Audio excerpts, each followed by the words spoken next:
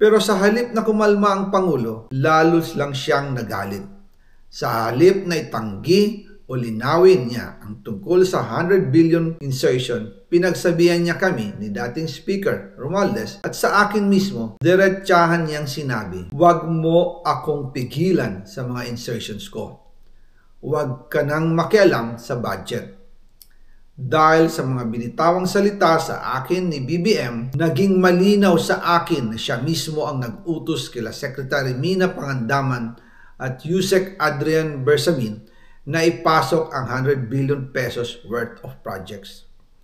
Kaya kung hindi talaga totoo na galing sa Pangulo ang utos, bakit hindi niya agad tinanggal noon pa sina Secretary Mina Pangandaman at Undersecretary Adrian Bersamin nang pinaalam ko sa kanya ang 100 billion insertions sa pamamagitan ng sulat? Bakit ngayon lang nila pinag-resign kung kailan nalaman ng publiko ang tungkol dito?